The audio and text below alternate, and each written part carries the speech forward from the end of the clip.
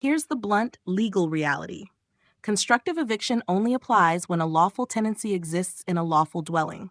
If the space is illegal to live in, garage, shed, office, RV without permits, there is no constructive eviction because there is no lawful tenancy to begin with. I'll explain what constructive eviction is, what it requires under Colorado law, and why Fredrickson's claims collapse when the premises are a garage, shed, or office. Number 1. What is constructive eviction? Constructive eviction happens when a landlord, or property owner, makes the rental unit uninhabitable, so the tenant is effectively forced to leave. The tenant may then claim the lease is terminated, they don't owe rent, they may sue for damages. Key idea: constructive eviction is a remedy for tenants, not a weapon to use against code enforcement. Number 2, Colorado law. What the statute says, Colorado does not have a single statute that defines constructive eviction. Instead, it is a common law doctrine recognized in Colorado courts. However, Colorado statutes do support the underlying requirements, especially the warranty of habitability. Colorado statute tied to constructive eviction. CRS 38-12-5031A implied warranty of habitability.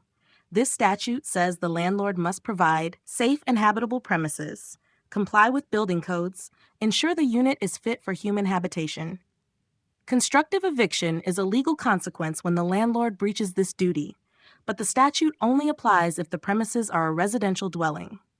Colorado statute defining residential premises, CRS 38-12-501 defines residential premises as, open quote, the dwelling unit and the premises surrounding the dwelling unit, close quote.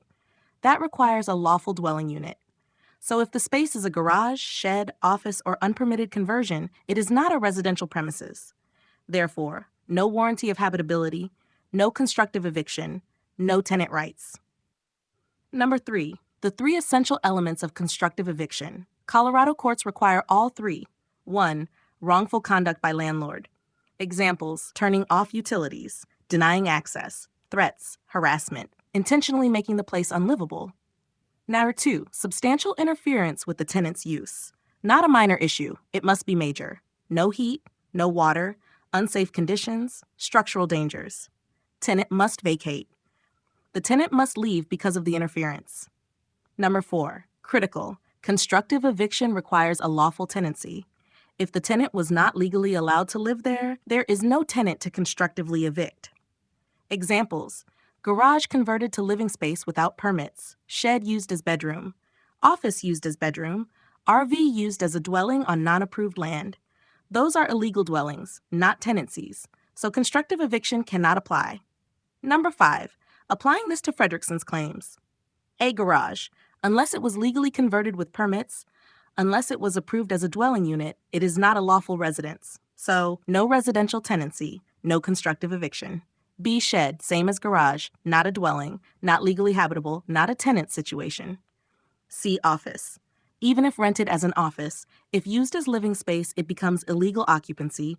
Zoning and building codes prohibit it. It is not a residential unit. Number 6, what Fredrickson is doing. He is trying to claim tenancy in illegal structures, claim constructive eviction, claim harassment. This is legally invalid because you cannot claim tenant rights for illegal occupancy, and you cannot use constructive eviction when the unit is not legal, the occupancy is illegal, the landlord is enforcing the law. Number 7, final conclusion, simple. Constructive eviction is only possible when there is a lawful lease on a lawful dwelling unit, the landlord wrongfully makes it unlivable, the tenant vacates. Fredrickson's situation. Garages, sheds, offices, RVs are not lawful dwellings. No permits, no zoning compliance, no legal tenancy, therefore no constructive eviction. If you want, I can pull specific Colorado case law that rejects constructive eviction in illegal occupancy situations. Provide a clean memo you can use to rebut his claims. Help you draft a response letter to Gray or to county enforcement.